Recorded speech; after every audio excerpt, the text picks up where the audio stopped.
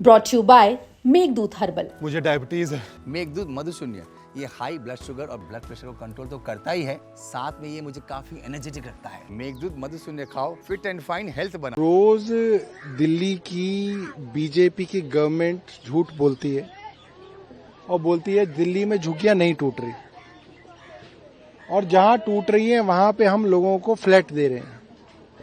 आज हम यहाँ पे वजीरपुर में आए हैं जहां पे करीब 300-350 झुग्गियां तोड़ी गई, और हमने लोगों से पूछा, छोटे छोटे बच्चों से पूछा कि बेटा फ्लैट कहाँ मिला है तुमको। कोई फ्लैट नहीं दिया गया, पूरी तरीके से झूठ बोल रहे हैं।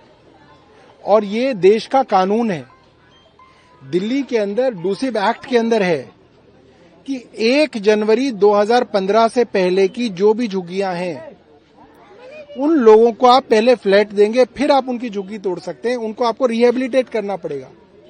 यहाँ पे करीब 350 झुग्गियां टूटी हैं। मैं रेखा गुप्ता जी से पूछना चाहता हूं, इनके 350 फ्लैट आपने कहाँ दिए हैं?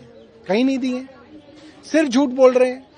रोज दिल्ली में कहीं ना कहीं झुग्गियों को डिमोलिश किया जा रहा है, गरीब आदमी को बेघर किया जा रहा है, गरीब आदमी को बेरोजगार किया जा रहा है।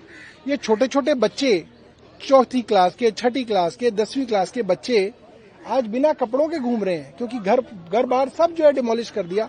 ये बच्चे कैसे पढ़ेंगे? इन लोगों के परिवार कैसे पलेंगे? ये सवाल हमारा भारतीय जनता पार्टी से है कि आप ऐसे कैसे कर सकते हैं। ये तो कोई दूसरा देश भी अगर हमला करता है तो भी उसको कहा जाता है कि आप जो है नागरिकों पे हमला नहीं करेंगे, मिलिट्री पे हमला करेंगे। आप तो अपने देश के नागरिकों को जो है इस तरीके से जो है बर्बाद कर रहे हैं, और कोई सुनने वाला नहीं है। ये गरीब लोग कोर्ट में कैसे जाएंगे? केंद्र की सरकार इन गरीब लोगों के खिलाफ मुकदमा हाई कोर्ट में करती है, सुप्रीम कोर्ट में करती है। इन लोगों को तो पता भी नहीं इनके ऊपर मुकदमे हो रखे हैं, और आप इतनी भारी भड़कम सरकार इनके खिलाफ मुकदमा करके इनको हरा देती है और कहते हैं जी कोर्ट से ऑर्डर आ गया। अरे गरीबों के लिए तो सरकार को लड़ना चाहिए।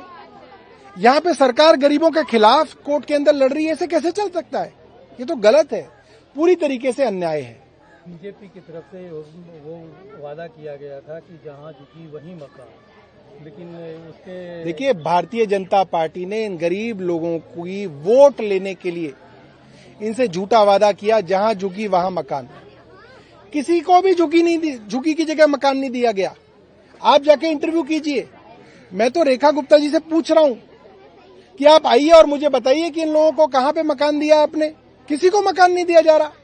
सिर्फ आप जो है उन लोगों को बर्बाद कर रहे हैं, और मीडिया के अंदर कहने के लिए, अखबारों में छापने के लिए आप कह देते हैं जहां झुकी वहां मकान, और इन लोगों को बर्बाद किया जा रहा है।